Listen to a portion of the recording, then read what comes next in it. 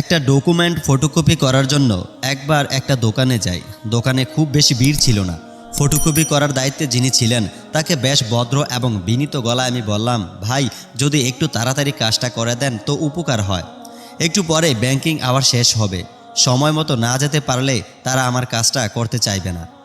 আমার অনুরোধটুকু তার কাছে কীরকম মনে হলো বলতে পারবো না। তিনি বেশ কটমটে চেহারায় এবং বিতৃষ্ট গলায় জবাব দিলেন, এত তাড়াহুড়ো করলে পারবো না ভাই, অপেক্ষা করতে হবে।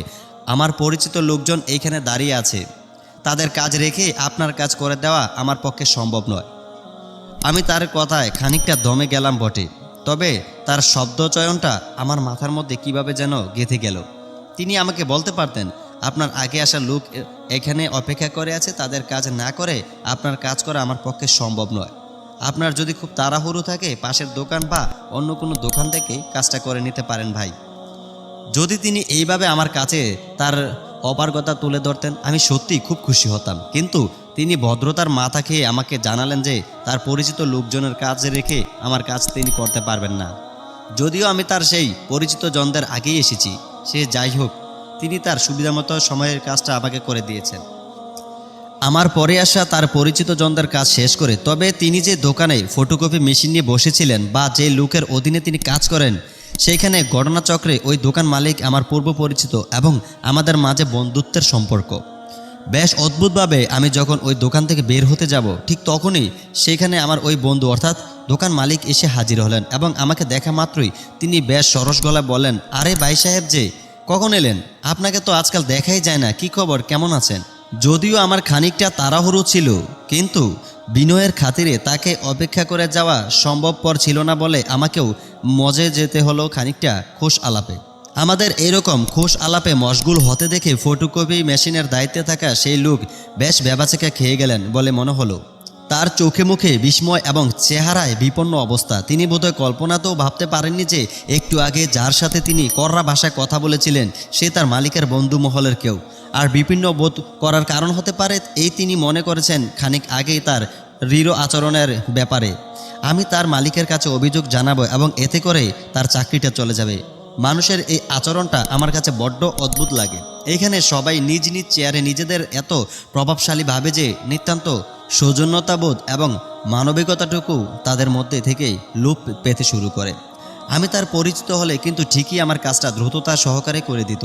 তাতে যদি আমার আগের 10 জনকে অপেক্ষাও করতে হতো তবুও, অথবা আমি যদি দোকানে ঢুকে তাকে দোকান মালিকের পরিচয় দিতাম এবং বলতাম যে আপনার মালিক আমার ঘনিষ্ঠজন, তখন কিন্তু সে নিজের চেয়ার ছেড়ে আমাকে বসতে দিত এবং দরকারে আপ্যায়ন করাতে ব্যতিব্যস্ত হয়ে উঠত। কাজের টাকা তো নিতই না, নিতে গেলেই লজ্জায় পড়ে যেত। এই যে দুটো অবস্থায় দুই রকম আচরণ, এই দ্বিচারিতা মানুষ কেন করে? আমার ধারণা অন্তরে তাকওয়ার অভাব থেকেই সাধারণত মানুষ এমনটাই করে থাকে।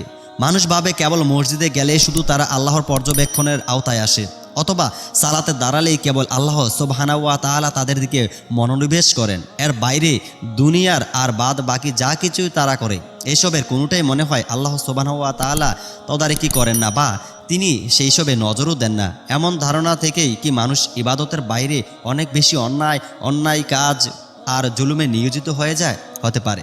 আমাদের অতিবাহিত প্রতিটা সেকেন্ডে, প্রতিটা মিনিট, প্রতিটা পদক্ষেপ আল্লাহ তদারকি করেন।